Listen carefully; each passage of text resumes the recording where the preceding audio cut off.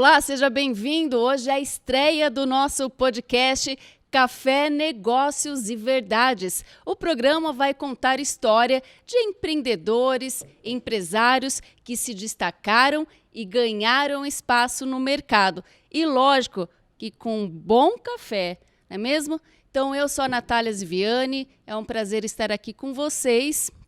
Aqui ao meu lado, Daniel Zac é empresário. Seja bem-vindo, Daniel. Olá, gente. É um prazer participar. Agora nosso programa podcast, o primeiro de muitos, se Deus quiser. É isso aí. E na estreia do nosso programa, estamos trazendo aí um empresário de sucesso aqui de Catanduva. É o Omar Osório, do Empório Abadesco. Seja bem-vindo, Omar. Muito obrigado e, ao mesmo tempo, a gente fica muito contente de estar participando da abertura de um espaço em que vai enriquecer demais o ambiente do empreendedorismo na cidade, na região, no país, e seja lá onde for, onde alcançar. E eu também gostaria de agradecer o Omar e o pessoal lá do Empório que mandou, gente, as melhores broas de Catanduva, os melhores pães de queijo. Eu sou fã, eu adoro. Então, a gente vai estar aqui também conversando, degustando. Obrigado, viu? Adorei. Obrigado. Isso aí, já avisando que não vai ter a receita aqui, viu, gente? Não dá receita, não tem jeito. E aí também eu gostaria de agradecer o Merlin. O Merlin, nosso... Ele também é um produtor aqui da gente, é o nosso né? produtor, patrocinador. Sim, é um patrocinador, produtor, porque, gente, olha o cenário que esse empresário fez aqui pra gente. Ficou maravilhoso, foi tudo criação dele. Ele criou tudo, fez a logomarca junto com o Daniel, ficou perfeito. E ainda vai ter os brindes que a gente vai mostrar depois. Então, cada empresário que sentar aqui e vai contar a sua história, que vai tomar o café, vai levar o brinde que a gente vai mostrar depois. Tudo no capricho, feito pelo Merlin Brindes. Obrigada, Merlin. Também vou agradecer aos patrocinadores que desde o primeiro momento confiaram na gente, né? Apostaram. Então, o Empório Abadesco, o Merlin Brindes, Mercavejo Brasil e a produtora Ideia Comunicação Digital. Obrigada a todos. Se você também quiser participar, deixar a sua marca aqui aparecendo, a sua empresa aparecendo aqui, você terá um espaço aqui junto com a gente. Então, anota o telefone que está aparecendo aí na sua telinha. É o 17 996 23 33 27. Fala com o Daniel. Vamos começar com as perguntas, Daniel? Muito bem. Omar Osório, boa dicas de empreendedorismo nós vamos ter hoje aqui. Graças a Deus, primeiro programa vai acontecer, está acontecendo e estou muito feliz com isso. Então, Omar, a primeira pergunta realmente que todo mundo quer saber é aonde você nasceu, como foi o seu primeiro emprego. Dá um pouco da sua história para nós aqui. Eu sou natural de São José do Rio Preto. Somente, na verdade, aconteceu o nascimento lá, porque a residência dos meus pais era aqui. E naquele momento acabou se acontecendo o nascimento lá em função de estarem em São José do Rio Preto naquela semana, tal. E imediatamente já retornamos para Catanduva, onde sempre foi o nosso domicílio. Então, quer dizer, os pais foram passear lá? A família, né? Tinham familiares lá, eles estavam passando férias lá e sabiam que poderia acontecer, né, o nascimento, e acabou ficando por lá mesmo, né, nessa questão. Você começou a trabalhar cedo também ou não? Sim, eu comecei, a primeira atividade que eu tive, como nessa região a principal âncora é o agronegócio, né? Então, logo cedo a gente aprende a estar nesse ambiente, né, de forma presencial, porque todas as famílias, a origem nessa região, né, de trabalho sempre foi voltado ao agronegócio. Então, todos os nossos familiares, né, sempre tiveram sua origem na área rural, no campo. E, em função disso, você começa a ter uma relação muito forte, né? E a primeira atividade que eu tive, eu era adolescente, tinha alguns familiares que estavam plantando laranja e precisavam de mudas. Aí eu fui aprender a fazer muda, fiz um viveiro de muda e acabei vendendo muda não só para os familiares, depois para outros produtores. Com 12 anos? Na verdade eu tinha 14 anos, e... Começou cedo. Comecei. E em seguida, também usando toda essa bagagem cultural, essa relação, né? Fui fazer agronomia. Acabei prestando vestibular, acabei indo para Piracicaba, me formei em engenheiro agrônomo e no final, naquela época já era obrigatório um tipo de uma especialização antes de você sair da graduação. E eu, por acaso, me aproximei de novo da parte da citricultura e só que eu fui para a área econômica. Né? Tem o departamento de economia, né? E eu acabei atuando num grupo que chamava GEP, Grupo de Estudos e Pesquisas, na área do agronegócio, com foco econômico, e juntou um grupo. Cada um era responsável desse grupo para analisar uma commodity, né? E no meu caso era o suco de laranja. Então toda a cadeia da citricultura eu passei a estudar naquela época. E o primeiro resultado sólido desse trabalho, desse grupo, foi o Boletim de Preços Agrícolas, né? Era uma publicação que a gente começou, primeiro mensal, né? E que acabou se tornando uma publicação rotineira da Universidade de São Paulo, que hoje traça os parâmetros dos preços da commodity na Bolsa de Mercados de Futuros brasileira. Então, a parte do boi gordo, do suco de laranja, do milho, de todas as commodities, né? E acabou se tornando uma publicação hoje que é referência na área do agronegócio. Tudo precificação, mercado futuro, são todos parametrizados com essa publicação. E hoje existe uma estrutura enorme, hoje na Universidade de São Paulo, a respeito disso daí. Daí, parti para exercer agronomia. Fui trabalhar numa multinacional que estava começando uma linha nova de atividade, que era sementes de milho híbrido, e desenvolveu toda uma estrutura em termos de Brasil, e eu acabei sendo alocado na região norte do Paraná, né? A minha região era Londrina, Maringá e Campo Mourão. Daí em diante, eu fui desenvolvendo essa área e acabei pegando a supervisão do Paraná, depois gerência, tudo. E no final da quarta safra, eu e mais 2 colegas de empresa resolvemos empreender. Que é o primeiro passo. Saímos da empresa e resolvemos montar uma casa de pães em São José do Rio Preto. Que daí eu comecei essa... na verdade, a origem de tudo que a gente faz hoje em dia. Surgiu desse momento. E você lembra? Lá, né? Oi? Você lembra o nome? Lembro. Era Pão e Baguete. Olha só. Que era onde hoje é o Empório Abadesco, também tinha esse nome. Depois de alguns anos, eu resolvi abrir em Catanduva. E aí trouxe o mesmo nome para cá. Sim. Aí os sócios anteriores resolveram ficar só em São José do Rio Preto e eu só em Catanduva. Daí transformamos no nome Empório Abadesco, porque era uma intenção minha entrar no mundo dos vinhos, né, comercialmente dizendo. E os sócios de São José do Rio Preto, naquele momento, eles entenderam que não era o momento, culturalmente, e comercialmente a nossa região era muito difícil para isso, né? E eu falei assim, não, Omar, vai você, mas a gente fica onde a gente está.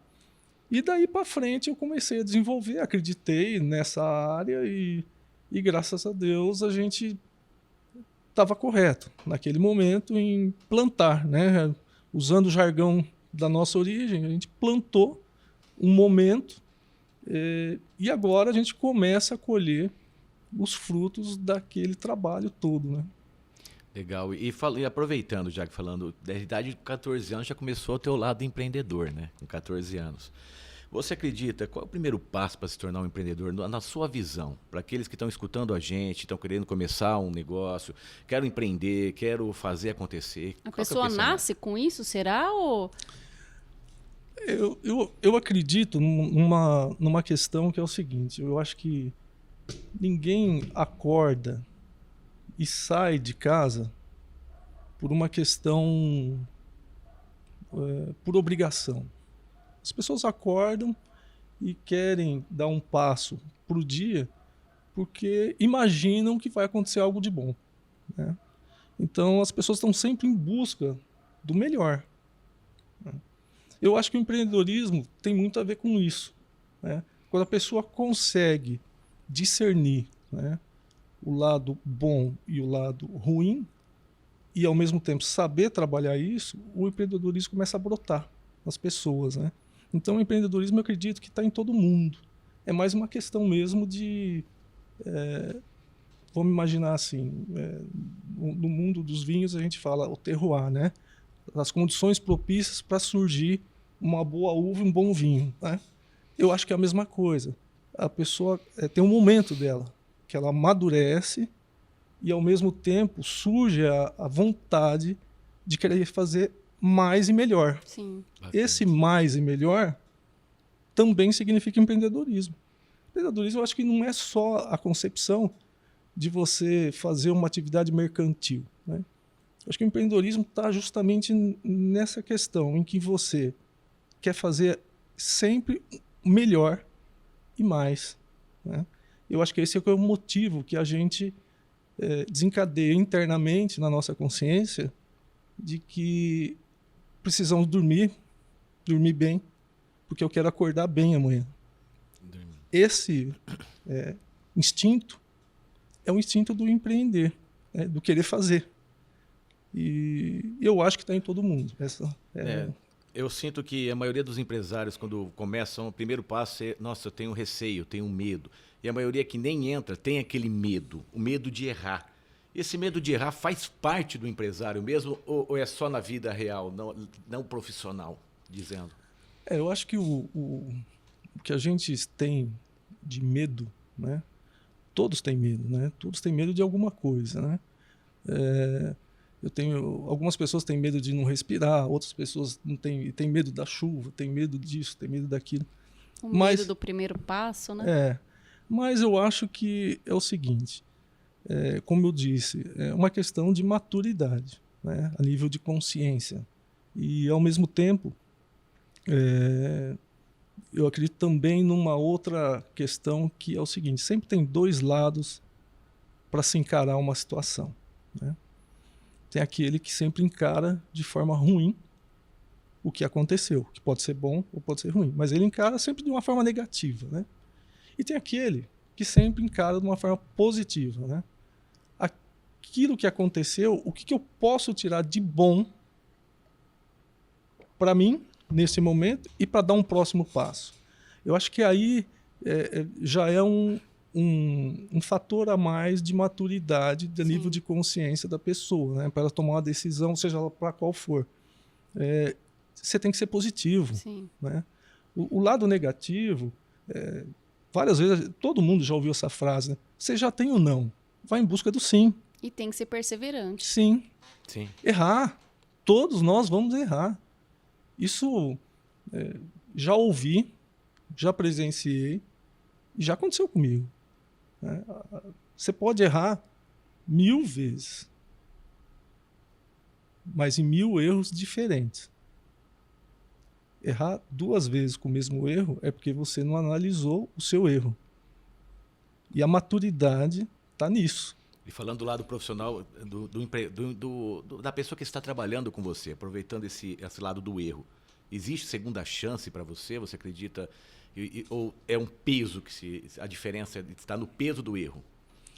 Voltando a dizer que eu acredito naquela questão da análise sempre do lado bom, né? Eu não acredito que exista alguma pessoa que literalmente é 100% ruim.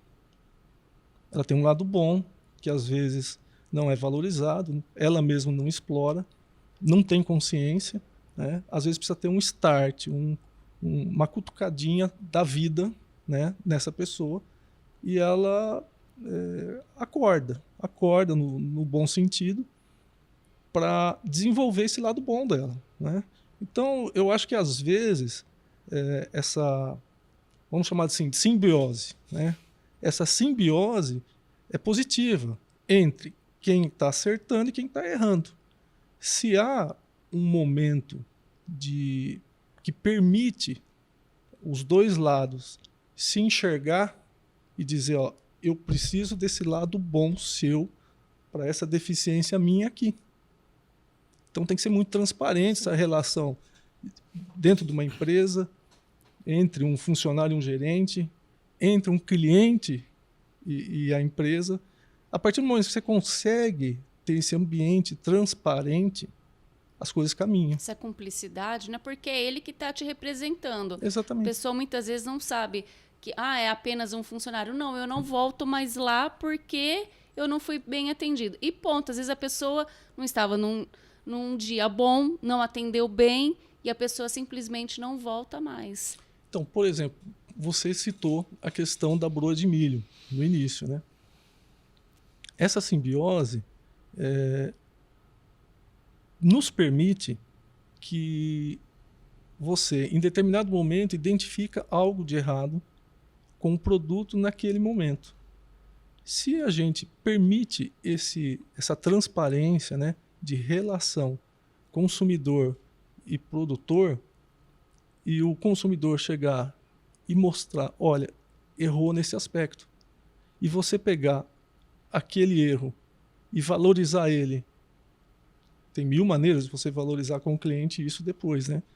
Mas isso é produtivo, né? Isso leva para frente as coisas. Então, por isso que eu estou dizendo, voltando à questão, o erro faz parte do acerto. Sim. Eu acho que ninguém acerta sem errar. É o caminho, né? Você percebe uma planta, quando ela começa a emergir, começa a nascer, você vê que ela vai procurando para que lado que ela vai, né? Às vezes, você é obrigado a colocar uma estaca para orientar a subida dela. Algumas plantas precisam de orientação para onde elas têm que ir, que é o caso da uva, né?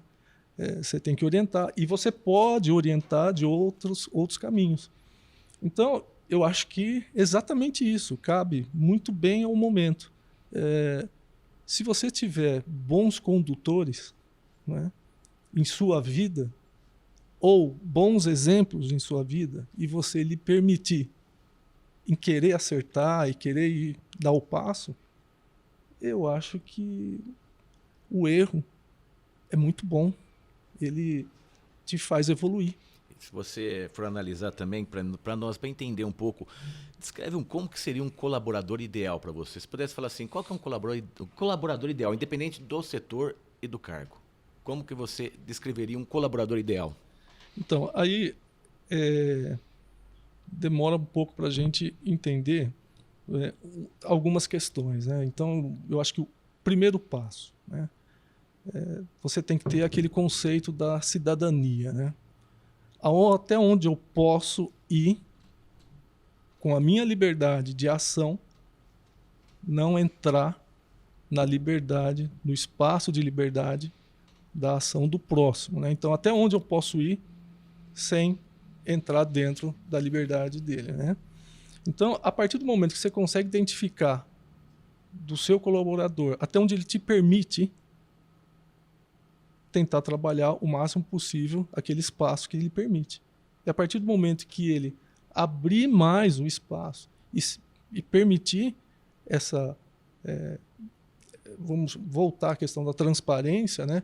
Ele ser mais transparente e dizer, ó, eu tenho uma limitação que é essa, mas eu tenho o meu lado bom que é esse. Explora esse lado bom na empresa e toma cuidado com esse meu lado ruim. É um colaborador verdadeiro, então. Exatamente. A verdade, É verdade. as verdades têm que ser estabelecidas no momento da contratação. O marketing, ele vai até um determinado limite. Se o produto, que é um produto ou um colaborador, não é verdade o que ele disse, vai cair por terra logo. Então não adianta. Eu acho que numa entrevista a pessoa tem que ir com a verdade, né? Quais são as minhas verdades? As minhas verdades, as minhas verdades têm esse lado que eu não posso trabalhar com esse lado, mas isso aqui é a minha pedra preciosa. Espero que a empresa consiga lapidar Começar pequeno. com as ferramentas que ela já tem. Isso é um ponto interessante que você falou, porque muitas vezes a pessoa ela já vai mentindo na entrevista de emprego, Criando né? as histórias absurdas, Gente, né? é cada Faço história tudo. que a gente ouve, né? Então, eu sei falar inglês, eu não sei o quê. E aí, assim, a pessoa não consegue sustentar essa mentira. Uma hora vai aparecer. Justamente. Então, é muito melhor você chegar e falar as suas limitações, até onde você consegue, até onde vai precisar que alguém te dê a mão, né? Estenda a mão e fala, vamos caminhar junto? Perfeitamente. Eu acho que uma empresa ela não tem muito essa limitação de hierarquia, né?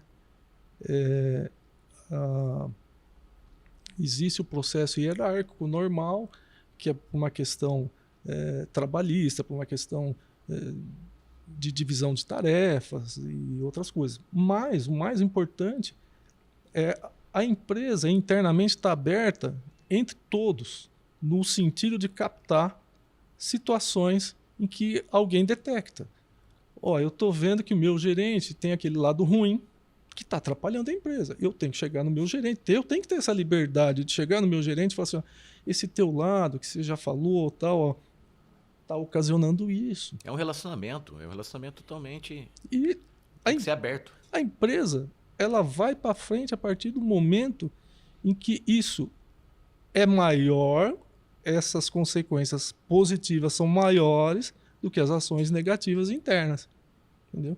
Então, precisa ter algumas pessoas internamente que consigam captar e enxergar a quantidade, botar na balança, né? Nesse momento nós estamos passando por uma situação difícil a empresa, por que será? Né?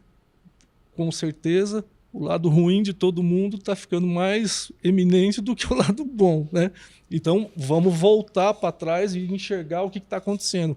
Quem que desencarrilhou a coisa aí? E quem começa a pensar assim? Realmente o empresário, ele é o culpado de tudo. O empresário não é aquele culpado, né? Ele é peça fundamental, mas ele também tem que permitir essa permeabilidade, né? Do sobe e desce das informações, das situações que ocorrem, né? Em empresas maiores, empresas grandes, existe até grupos chamados, não só empresas, em associações, ONGs, tem a turma do think tank, né? Que é o pensar, né? O pensar agressivo. Não é que é o pensar agressivo em guerra, não é isso.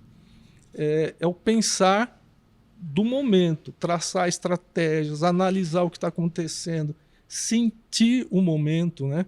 Traduzir isso em ações que permitam resolver soluções internas e externas. Então, precisa sempre ter, como tem a CIPA, né? Sobre acidentes, né?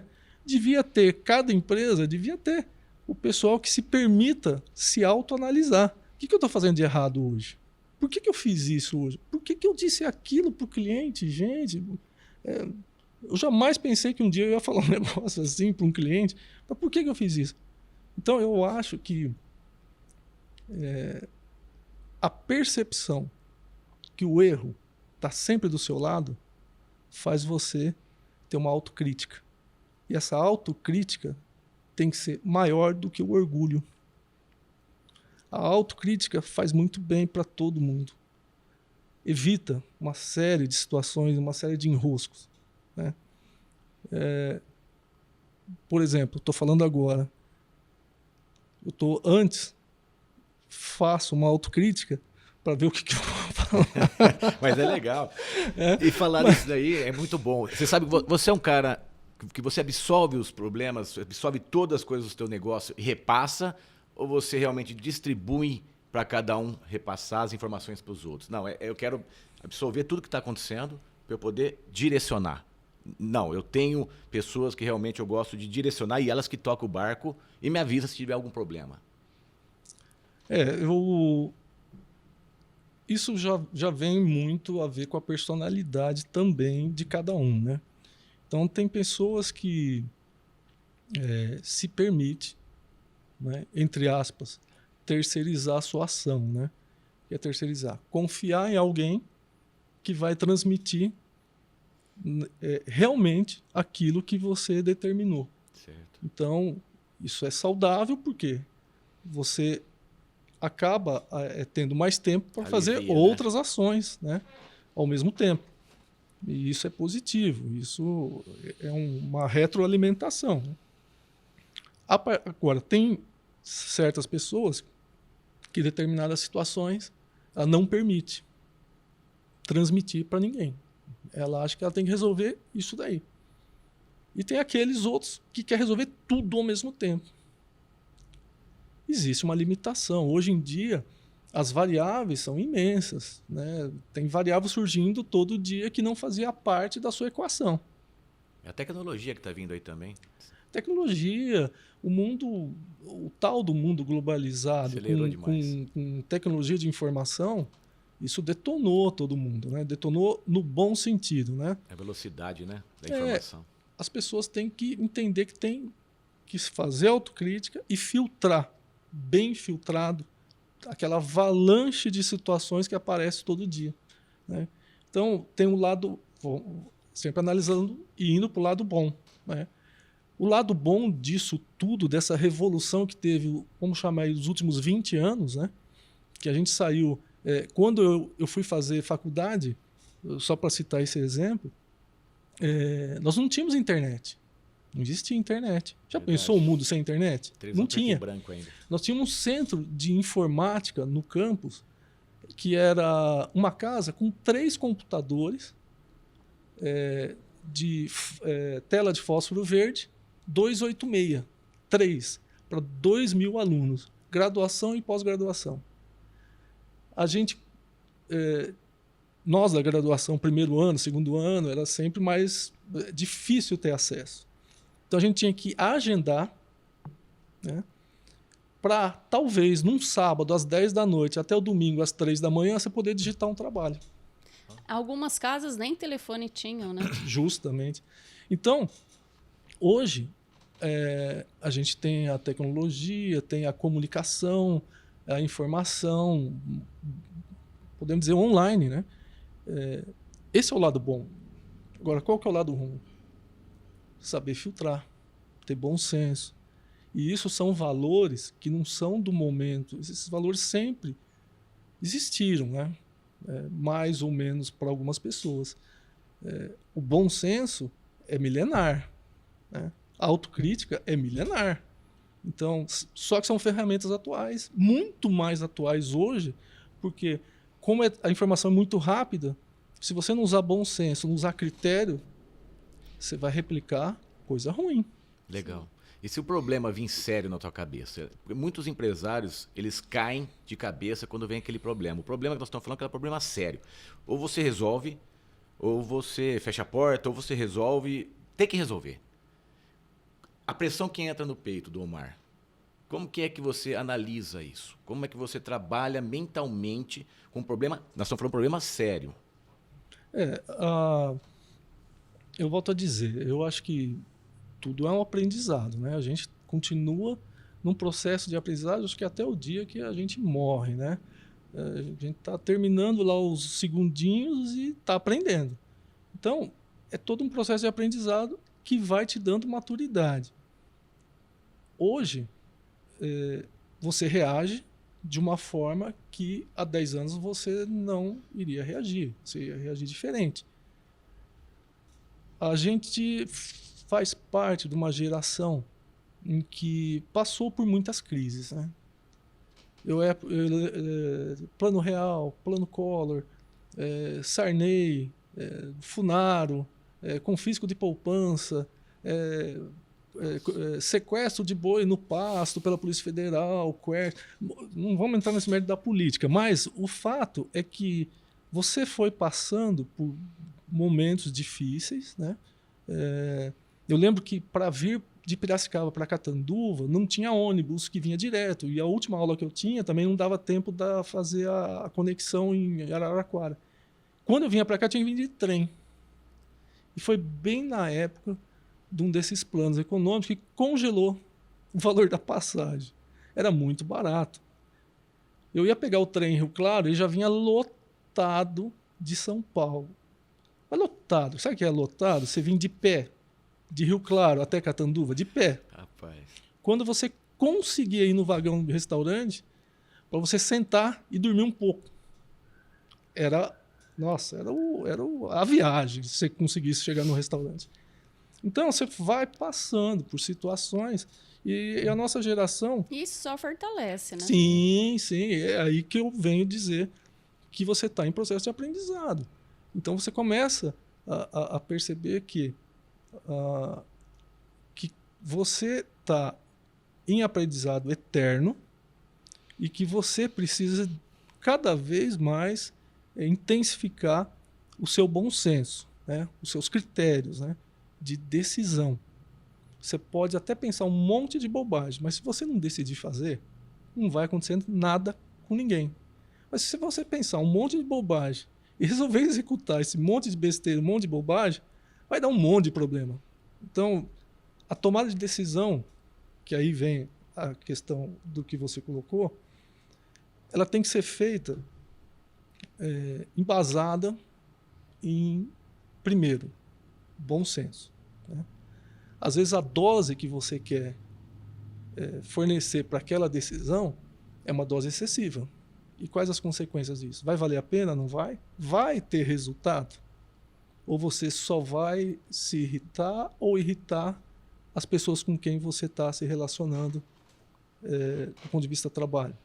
Então, essa autocrítica e bom senso é o que vai determinar essa absorção ou não de situações. Então você tem um tempo de estudo sobre ela.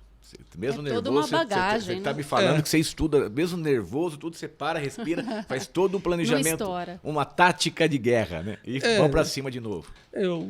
O campo de batalha, né, tá na moda agora, né? Nós estamos passando, né, esse momento que tá na moda. O campo de batalha. Estamos numa guerra diária. Nós vamos falar de guerra já. O campo de batalha, ele existe e está permanente à sua frente, né? E você tem que ter estratégias, né, para poder vencer o dia, não a batalha. Ela é eterna. Dia a dia. Ela é eterna, é dia a dia. Você constrói a sua base de ações, de raciocínio, para você conseguir enfrentar os momentos dessa batalha desse dia. A partir do momento que explode uma bomba do teu lado, você tem que ter a percepção de que essa bomba explodiu, mas você é a pessoa que tem que manter o ambiente favorável para transpor esse obstáculo. Você vive o dia, dá um futuro, então, é isso? Você sempre simula o futuro, mas com o passar do tempo você entende que você precisa resolver bem o dia. Não adianta ficar pensando que daqui a um ano você quer fazer aquilo. Se o que você está fazendo hoje, você não resolve. Sim. Né? Então, o pensar grande existe se você pensa pequeno também. Amanhã eu faço, existe? Amanhã eu faço, amanhã eu faço. Eu acho que você tem que ter escolhas, né? Não adianta querer abraçar o mundo. Você tem que ter escolhas. A gente aprende isso desde quando nasce. A gente aprende que tem que respirar. Essa é a primeira escolha, né? Senão, segundo momento, né, que você vai aprender a nadar, né?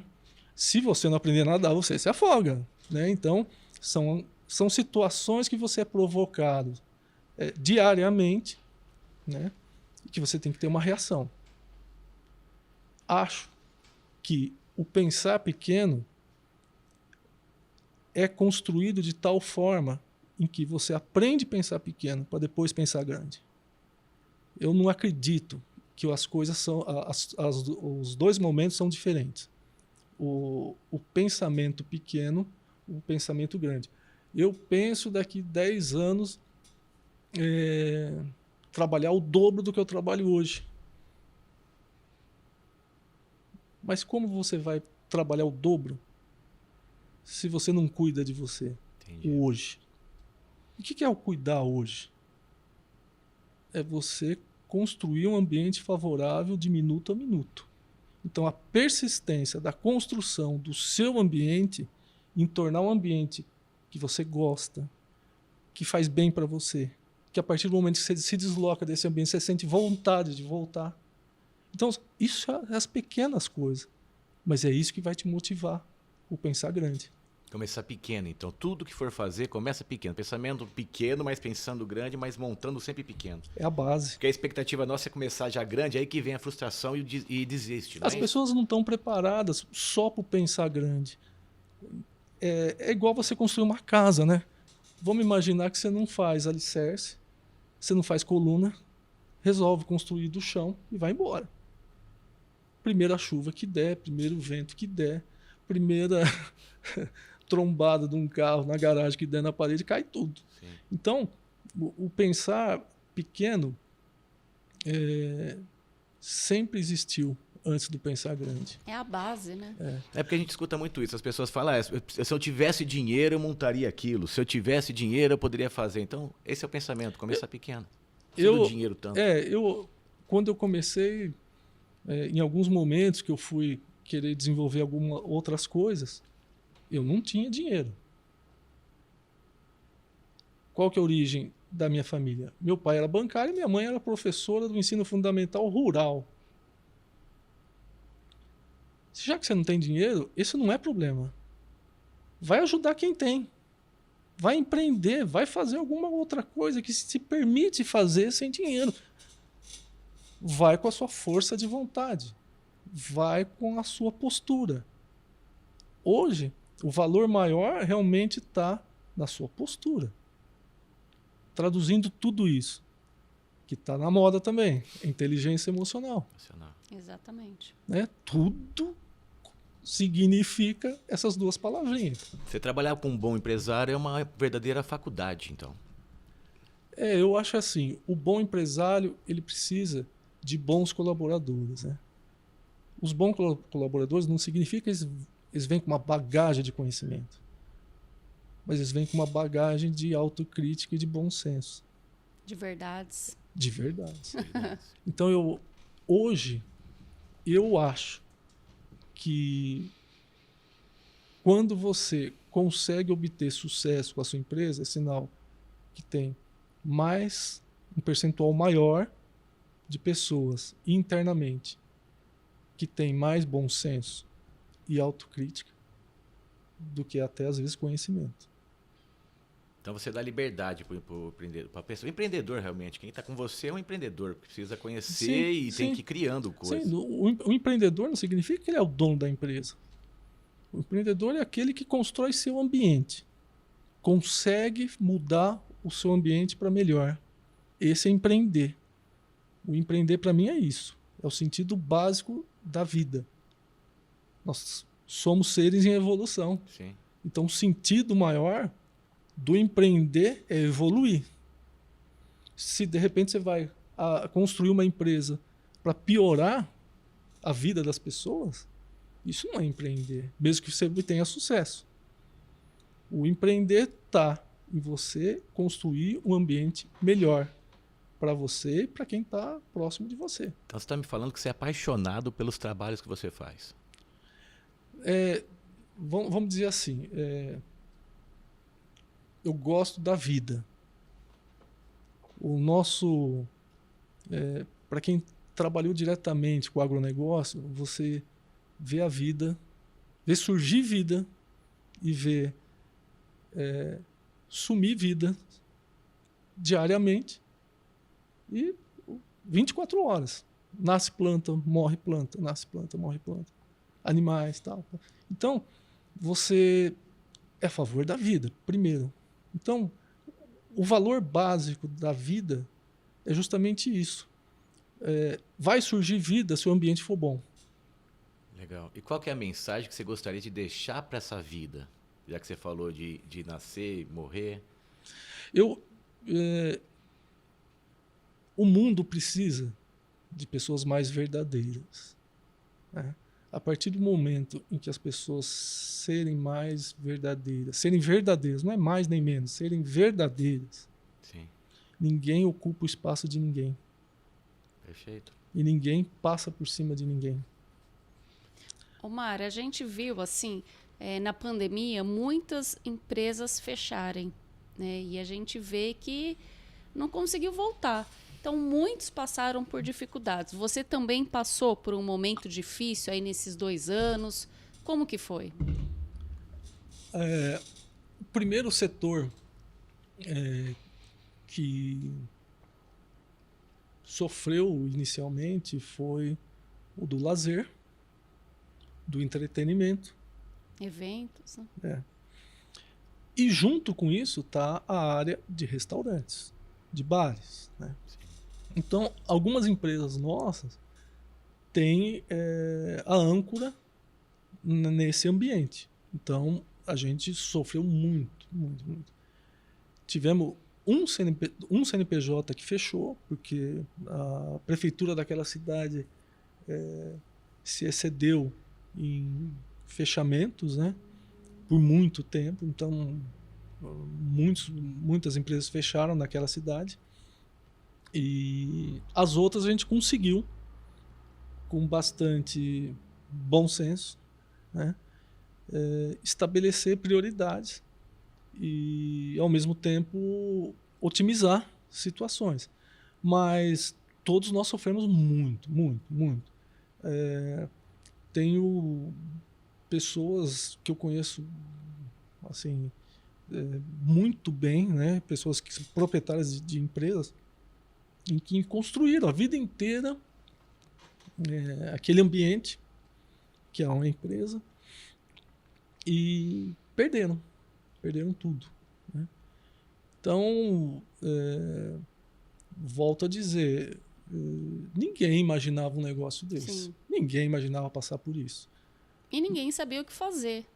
E um Tava Brasil todo despreparado, mundo perdido, né? E aí a primeira ordem, fique em casa, que depois a gente vê a economia. E o povo esqueceu, a gente está vendo a economia agora, né? Então é tudo muito difícil, principalmente para o empresário que precisou demitir. A gente viu aí tanto de desemprego que aconteceu. Pessoas que não conseguiram voltar até hoje, né? Eu vou citar só um exemplo. Nós temos algumas empresas na cidade de Ribeirão Preto, onde domina a maior atividade no nosso negócio em Ribeirão Preto, a área de restaurantes e bares e tal. Pré-pandemia, fevereiro de 2020, nós tínhamos lá mais ou menos uns 180 funcionários.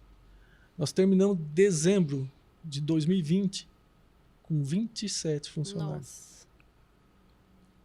Se não fosse toda uma estrutura criada pelo Estado eu digo, área federal, para amenizar esse impacto dessa convulsão social que foi, nós teríamos tido cenas assim de guerra no sentido sobreviver, se alimentar, né? Então,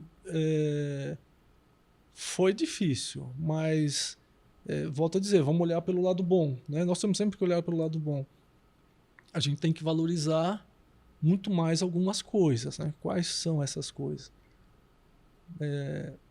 O que a gente tem que fazer para se precaver de momentos iguais ou piores, né? A gente tem que pensar pequeno nesse momento. Quem que está do nosso lado? Quem são as pessoas que dependem de nós? aí a gente tentar amenizar o nosso ambiente. É ser humano. É ser humano. É isso aí a questão. A gente deixa de pensar materialmente e passa a pensar em seres humanos, né?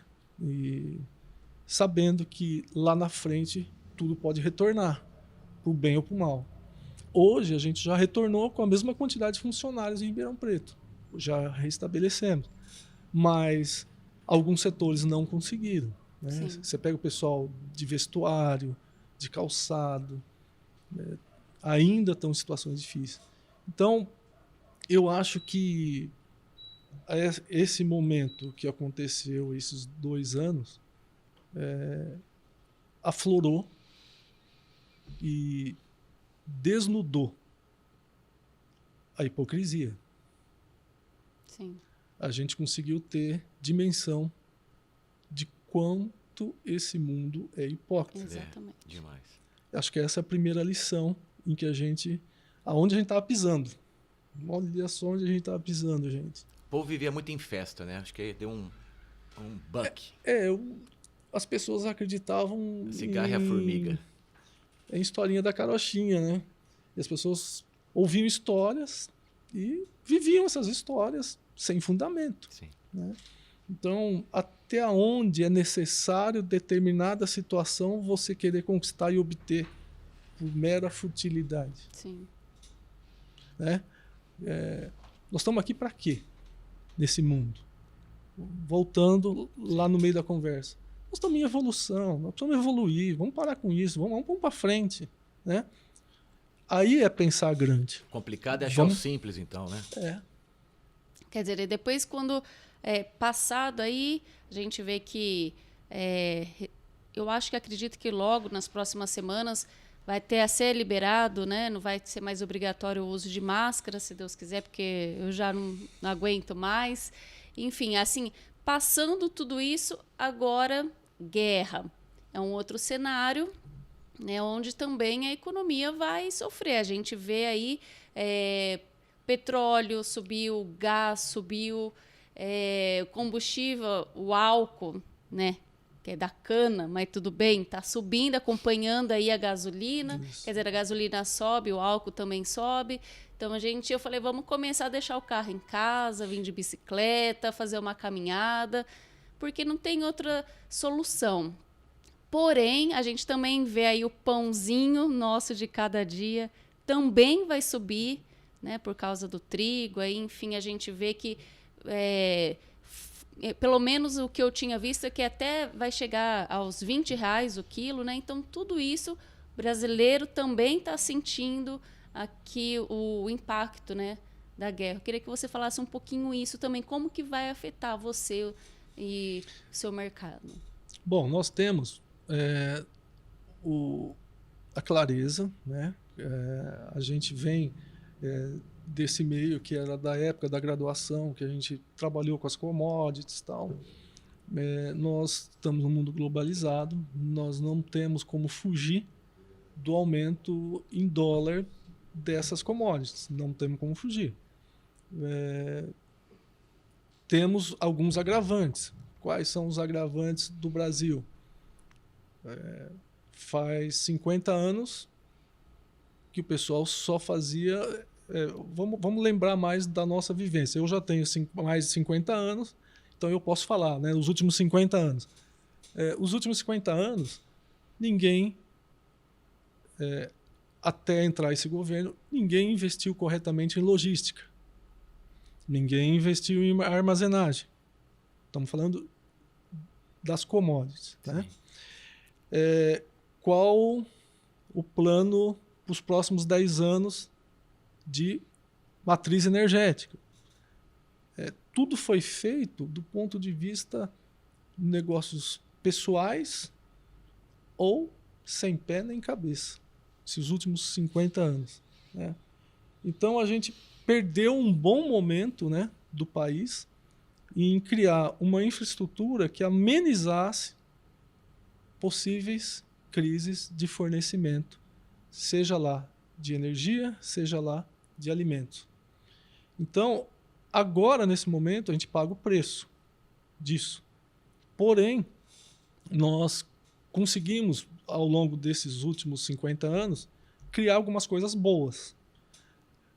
Uma das coisas boas que foi criada e que mudou um pouco, ajudou um pouco a amenizar esses problemas foi a Embrapa, né? Empresa Brasileira de Pesquisa Agropecuária. Ela conseguiu desenvolver a soja no Cerrado. Agora ela conseguiu desenvolver o trigo no Cerrado, perto ali do Distrito Federal, com qualidades superiores aos melhores trigos do mundo. Mas tudo isso é recente. Não deu tempo. Não deu muito tempo. Mas a gente tem obrigação de, nesse momento, também pensar pequeno. O que eu posso fazer para não impactar mais essa situação? Faça o consumo racional.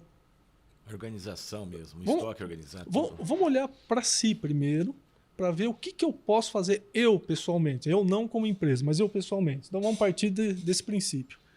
As empresas têm que ter a consciência, não só do ponto de vista econômico, mas do ponto de vista social, em também fazer a sua tarefa de casa.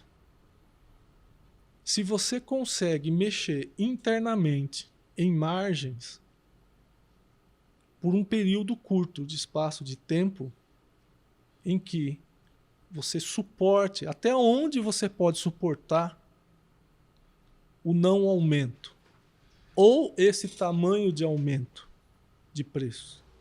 Então, cada um tem que fazer sua lição de casa. Sim. Primeiro, que é o pensar pequeno. Para mim, o que eu vou fazer para melhorar o ambiente e não impactar mais? O que minha empresa pode fazer internamente e externamente, né? Então, as pessoas têm que ter responsabilidade à flor da pele nesses momentos de crise. Todos nós somos responsáveis, não são só os governantes, sim, todos nós. Eu me lembro, Omar, que, por exemplo, quando começou a procura pela máscara, era obrigatório, então os fabricantes, né, começaram a fazer mais e o preço subiu muito, mas muito mesmo. Coisa assim fora do normal. Então as empresas aproveitaram o momento, né? Momento de fragilidade, não tem outro, eu vou aumentar. Né? Não tá achando aí o produto, eu vou aumentar o meu. Então é como você falou, tem que ter responsabilidade também. Exatamente. E você tem que ter obrigação de se informar. Né? Você como empresa, você tem que se informar, você tem que estar pensando e estar aberto às questões que estão informando ali na frente. Antes de começar a tal da guerra, já vínhamos com problemas de precificação nas commodities, que no nosso caso específico é o trigo. E a gente vinha sempre com um estoque sempre maior do que é necessário para você talvez ter um impacto de aumento de preço naquela semana, mas como você não precisa comprar aquela semana, pelo menos para você elaborar estratégias, sim, antes de apertar o botão aumento segurada de preço. Sim. Né? Então, porque a gente já vê aumento, a pessoa já tem um estoque, mas ela já vai aumentar. Então, a nossa geração, voltando a essa questão, ainda tem a cultura da inflação. A gente está louquinho para aumentar preço. E todo mundo está imaginando que vai explodir a inflação porque viveu aquela época da hiperinflação. Mas nós não estamos mais nesse momento. Não tem nada a ver com aquela situação. Nós estamos vivendo um momento mundial em que não é só problema nosso, é mundial, é problema de todos. Sim. E temos que resolver. O resolver significa ações que você possa fazer como indivíduo ou como empresa. E tem que somar as duas coisas. Nós, como empresa, o que nós estamos fazendo? Nós estamos escolhendo o que pode ser feito em termos de margem. Escolhendo o que é. Nesse produto, na broa de milho, eu vou aumentar o preço? Não. Mas por quê? Porque eu tinha uma margem satisfatória, mas eu posso viver com menos. Mas por que você pode viver com menos? você como indivíduo na sua casa, você não pode viver com menos nesse momento? Reduzir tudo. Então, você aumentou o preço do pão, Omar? Não. Mas vai ter uma hora que você vai ter que aumentar. Na hora que eu tiver que aumentar, eu vou estudar o mínimo que eu tenho que aumentar, não o máximo. Não aproveitar, né? É isso aí. O Como empresário a ele gente esquece. vê até o pessoal aí, os donos de postos, né? Então, antes da Petrobras anunciar o aumento, a gente já via, por exemplo, em Ribeirão, um monte de gente já, um monte de posto anunciando o preço. Eu tenho amigos que se formaram comigo e estão no agronegócio e áreas produtoras de grãos. Antes de nem anúncio, nem pré-anúncio existia. A Petrobras não estava falando em reajustar. Ninguém estava falando em reajustar. Mas no mundo inteiro a coisa estava pipocando. Sim. Né? O barril de petróleo foi a $130 e tal. O que começou a acontecer? Nós temos um grupo, né? Vários grupos dessa turma. Aqui no Mato Grosso, na região do Sorriso, está faltando diesel. Mas como faltando diesel? Não, mas aqui no outro lugar também. As distribuidoras começaram a segurar a distribuição, esperando o reajuste. Olha só. As distribuidoras estavam lotadas de combustível. É o lado humano que Que esquece. coisa, né? Então, mas aí que está. A cultura da evolução, existe a contrapartida, as ações que você produza, não prejudicar outras pessoas. Sim. Você fala de não aumentar os preços.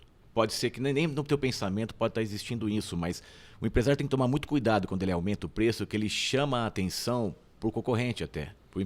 O cliente ele vai buscar outros caminhos. Porque muita gente, eu já vi, que vendia salgados por R$1, aí simplesmente quis aumentar para R$1,50 e ele caiu praticamente metade das vendas dele. Ele teve que voltar para R$1 e ficou mais feio ainda. A gente, por exemplo, no nosso caso, nós temos um mix de produtos mais ampliado. Então dá para a gente dar uma contrabalanceada. Aqueles que têm um mix de produto menor, mais concentrados na panificação, que são aquelas padarias tradicionais, que é só panificação, estão sofrendo um pouco mais. Certo. O custo fixo deles aumentou, com o custo variável. Então, estão sofrendo mais. As alternativas deles são menores. Mas, sabendo que é um momento, não é eternamente isso, que cada um tem que fazer a sua lição de casa, nós temos que fazer alguma coisa, porque se todo mundo for no piloto automático, Sim. Certo, isso mesmo. onde nós É a vamos parar? mesma coisa o álcool, né? Muita gente começa a questionar, mas por que aumentou o álcool? Né? Então, assim, esse é o questionamento de muitos. Porque o álcool é feito de cana, cana aqui no interior, aqui tem muito, mas sobe a gasolina, ele acompanha. Então, mas nós temos algumas particularidades. O álcool vem da cana, mas a cana é um produto agrícola e é uma planta. Nós tivemos o azar de ter 2 anos com uma seca prolongada, não sei se vocês lembram, o ano passado.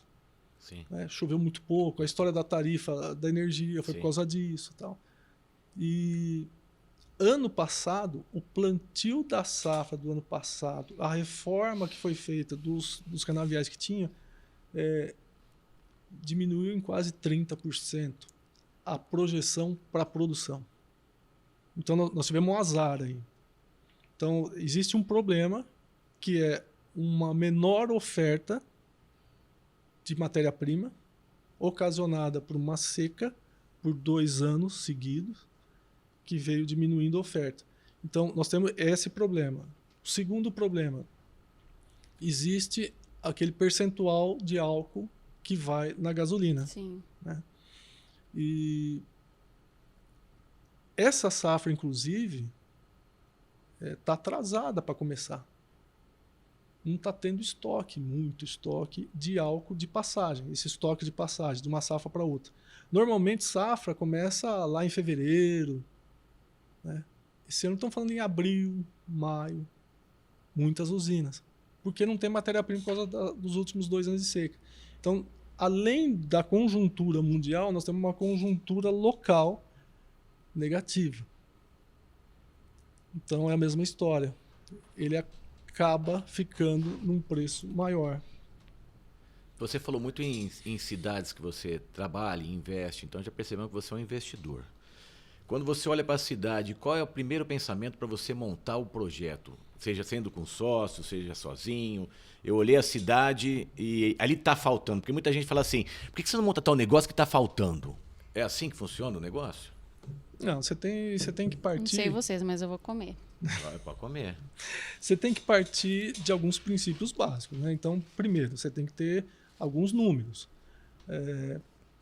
Algumas prefeituras fornecem isso, tem números compilados sobre atividade disso, daquilo, arrecadação do CMS por setores. Todos podem pegar isso aí, essa informação? A maior parte das prefeituras dispõe isso. Certo. Né? Fora isso, hoje, com a internet, você tem busca para fazer o que você quiser em termos de análise. Então, você tem que fazer uma análise preliminar, né? Que você tem acesso, né? Sabendo que daí houve uma conclusão positiva, aí você tem que buscar uma ajuda melhor, né? Para estratificar isso, detalhar isso, acertar isso.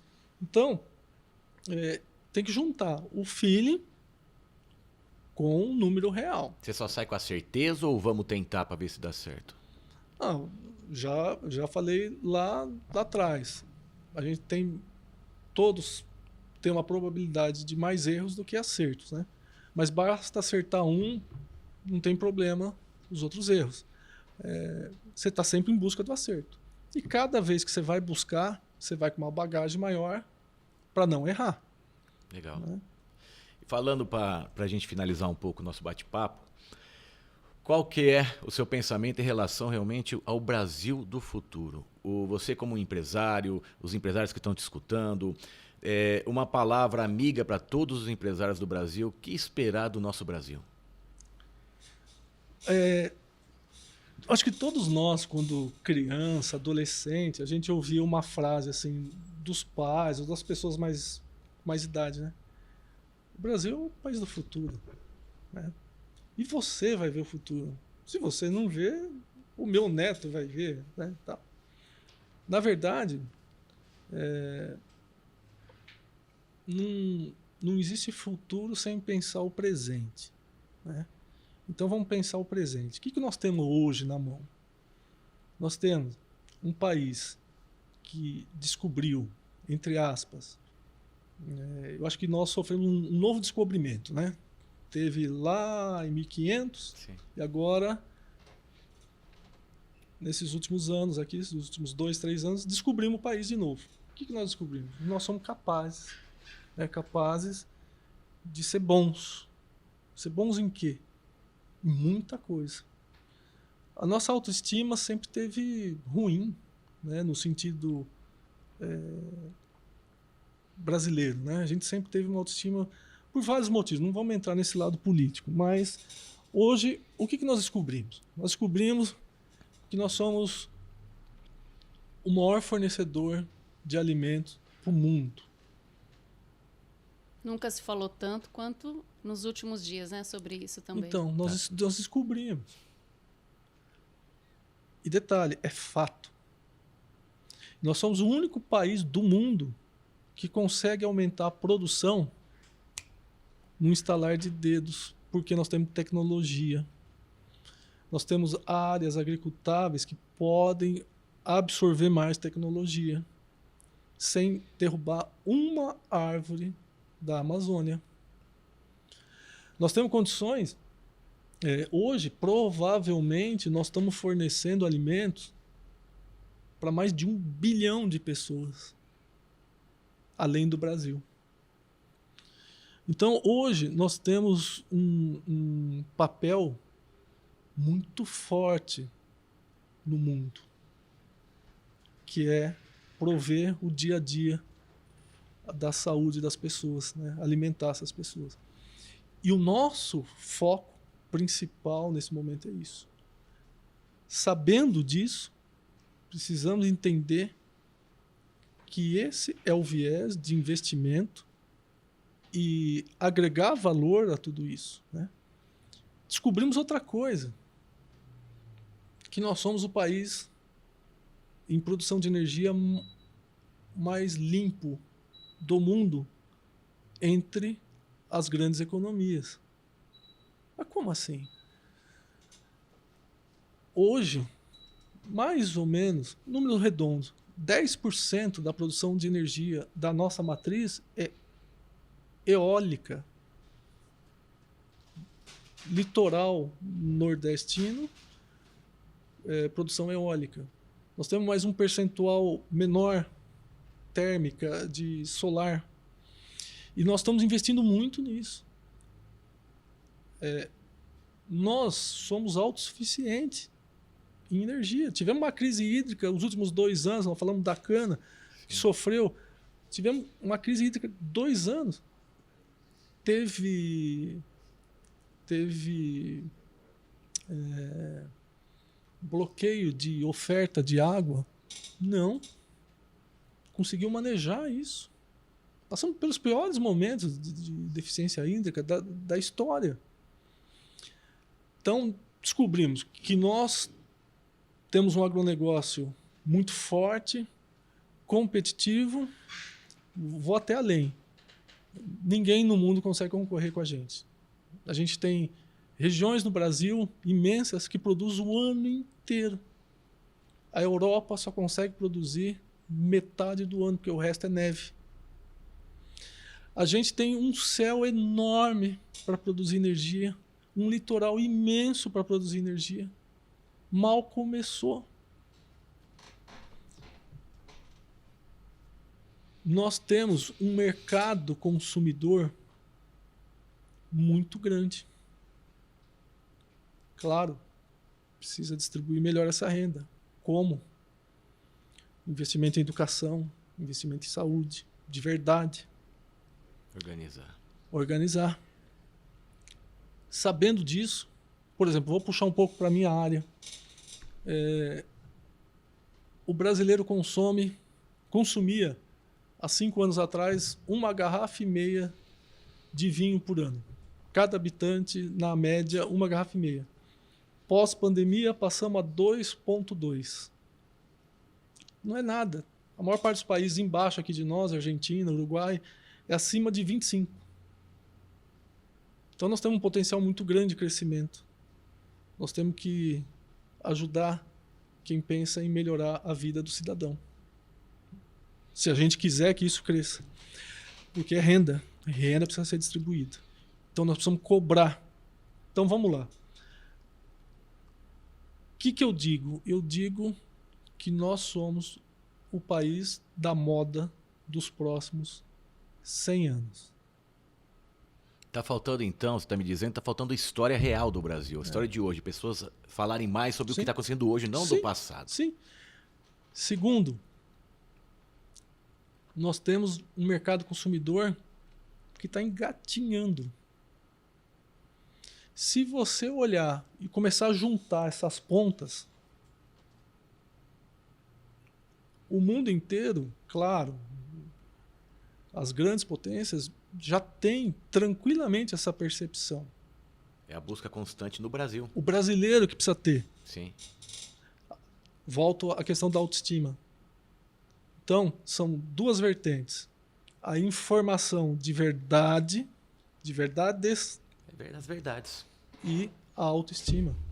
As 2 coisas precisam estar juntas para capilarizar e a gente entender que nós já somos o país do futuro. O Brasil é a única opção, no sentido mundial, de fechar a conta. O que é fechar a conta? Sustentabilidade. Nós somos o único país que tem a opção de ser sustentável, só depende de nós. Nós precisamos, então, buscar informações, parar com a emoção de estrangeiros que querem defender o Brasil e acreditar mais que o brasileiro tem capacidade de defender a própria terra e fazer com que ela produza para o mundo inteiro. Então, Eu tive todo ano, todo semestre antes da pandemia, eu ia para Portugal, para os países produtores de vinho, né? E eles tiveram, a Comunidade Econômica Europeia sempre fez isso com seus países membros. Analisa o potencial e fala, vamos destinar recursos para financiar aquilo que eles são bons em fazer. Então, o planejamento, esse mundo mais velho aprendeu a fazer de forma de baixo em cima. Nós precisamos entender que o planejamento de baixo em cima não é só em cima que precisa ser feito, embaixo. Volta àquela situação de cada um fazer o seu papel. Que é a casa que você fala, a estrutura. Estrutura. O que eu posso fazer hoje como pessoa, como indivíduo, como cidadão, para amenizar esse momento de crise? Sim. O que minha empresa pode fazer? Então, é a questão da sensibilidade em entender que nós somos corresponsáveis. Não existe um responsável pela desgraça. A desgraça é produzida pelo conjunto, ou seja, fala baixo, pelo conjunto de imbecis. Eu vou te falar uma coisa, então. Então, na realidade, eu já entendi que eu quero mudar o mundo, mas o meu mundo não é o mundo, é o mundo em volta. Se cada um mudar o seu mundo em volta, exatamente, nós estamos seguindo o progresso. É isso aí. Ninguém vive sozinho. O romantismo da adolescência, sim, de você querer mudar o mundo, hoje, como adulto, você entende que não é mudar o mundo, é mudar você e aonde você caminha, vive. Que é o progresso, porque aí aquele começo que você está mudando, vai mudar o outro, que vai mudar o outro, que vai gerir uma informação mais exata. Então, eu digo de forma para fechar o raciocínio.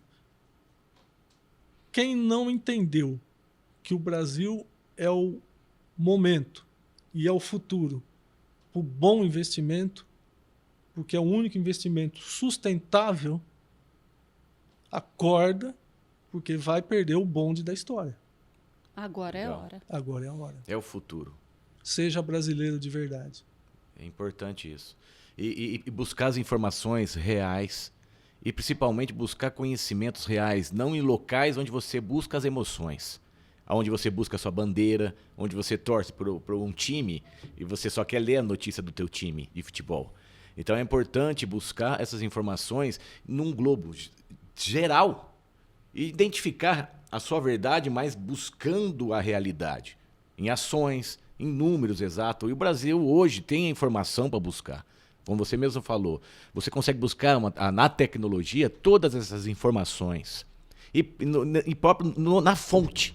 Na fonte. Hoje, você quer fazer uma busca no órgão público, você consegue buscar na fonte. Você não precisa mandar de trem em pé. Você consegue, hoje, melhorar a sua vida. Né? Daniel, vamos então já encerrar aqui, agradecer a presença do Omar, que olha, gente, uma conversa muito boa, né? Dicas importantes para quem quer empreender, para quem está começando, né? E também o pessoal conhecer um pouquinho da história do Omar, que eu acho que muita gente gostaria de saber um pouquinho mais quem é o Omar, né? O Omar lá da Bradesco, que também é aqui nosso patrocinador, então toda semana está aqui fornecendo os maravilhosos pães de queijo. Pra eu engordar. A broa, que eu sou fã, eu adoro. E agradecer a presença mais uma vez, a sua história, né? Eu acho que começar com você, não poderia, a gente não conseguiria pensar em outra pessoa. Valeu acho que você deu o pontapé inicial aí, né? E eu agradeço muito sua participação, acho que foi muito enriquecedor para o nosso programa. É isso aí, Omar. E como é café, negócios e verdades, eu não posso deixar de fazer minha última pergunta. Lá vem. Eu quero saber, você como um bom palmeirense, o Palmeiras tem mundial? Olha, o Palmeiras é igual ao Brasil. Tá no momento certo. Temos que acreditar. É o único sustentável. E quem não for, venha. Venha, né? Não dá para brincar com esse povo mais. Tá ficando chato já. Muito obrigado. Eu agradeço de coração o nosso programa, o primeiro programa. Gente, o que foi mais incrível a gente acreditar nesse programa foi quando nós criamos o pensamento, saímos daqui, a primeira pessoa que eu mandei uma mensagem perguntando e pedindo para que venha ao programa e veio sem medo de ser feliz e falou, tamo junto, foi o Omar. Eu agradeço de coração, eu acho que vale muito a gente se esforçar cada dia que passa, Natália, para a gente trazer ainda mais empresários com conhecimentos, capacidades de gerir informações para as pessoas. É isso que a gente quer. Exatamente. Gerir informações importantes, fazer com que as pessoas, mentalmente falando, busquem informações reais e que os empresários que estão aqui não caiu de paraquedas. Eles têm realmente Sua uma trajetória, história. né? Eles sofreram, eles apanharam e estão de pé. Sim. E conquistaram. Muito obrigado, Omar. Muito obrigado. Bom, eu que agradeço e, ao mesmo tempo, é uma obrigação, do ponto de vista de cidadão, poder fazer algo, nem que seja um grão de areia, para encher a carriola, né? Então, se hoje a gente pode, com um grãozinho de areia, ajudar a construir um ambiente sustentável e favorável à evolução, essa é a nossa obrigação. Nós temos obrigação de estar ajudando, de estar fomentando e, ao mesmo tempo, agradecendo por nos permitir a ajudar essa iniciativa, que tenho certeza que, com o passar do tempo, vai mudar muito para melhor o ambiente de negócios e de verdades muito bom. desse país. Se Deus quiser. É isso aí, gente. E vocês quiserem acompanhar Café Negócios e Verdades, Café Negócios e Verdades no Instagram, no YouTube, no Facebook, no Google, em tudo que é plataforma digital, nós vamos entrar lá. Curta, compartilha esse vídeo, né? Curta aí nossas redes sociais, pode deixar a sua opinião, quiser deixar uma pergunta, pode deixar. Se você quiser trazer também, olha, eu gostaria de conhecer a pessoa, a história de tal empresário, manda aí a sugestão também que a gente corre atrás, legal? Muito obrigada pela companhia de vocês, espero que tenham gostado desse nosso bate-papo. Todo sábado, né, Daniel? Todo sábado, às 9 da manhã, o programa vai no ar para todas as redes sociais, YouTube da vida. Agradeço a todos, obrigado ao nosso patrocinador novamente, todos Agradecer que estão o Merlin. acreditando. E não podemos esquecer, então. Lógico, não é verdade. Podemos esquecer. Na realidade, eu não queria entregar porque ele ia embora, que eu não tenho. Omar, olha só que coisa mais linda, mostra você gente. para ele, que por coisa favor. Mais Pode ir linda. abrindo ali, ó. Temos aquele... Esse daqui eu tenho certeza que ele vai gostar. Ele olha, adora quem anotação. fez, vamos fazer o merchan aí. Merlin Brindes, gente, é isso mesmo. Se você quiser o Merlin também brindes tá aqui diferenciados... hoje, acompanhando o primeiro episódio, o primeiro programa. Muito olha, bem. eu vou mostrar aqui para vocês. Eu fiquei com inveja. Eu vou te arrumar Olha que coisa linda, gente. Para você, viu, Omar? Olha, Obrigado. Então, Obrigado. tá aqui uma cadernetinha, um porta-cartão, uma caneta. E assim, personalizado. Sim, ele tem que fazer essas coisas, tem que ser personalizado. Personalizado é na Merlin Brindes, você pode encontrar lá, gente.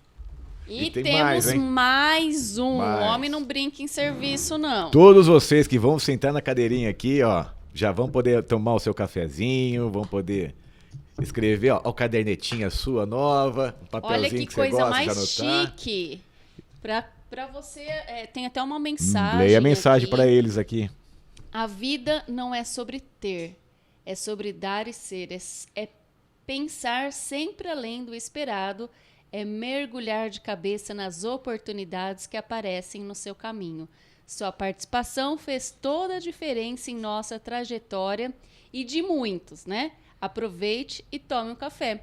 Natália Ziviani, Daniel Záquia, Café, Negócios e Verdades. Olha que Muito chique. bem, aí, ó, Merlin bateu uma palma pra isso aí. Parabéns, Merlin.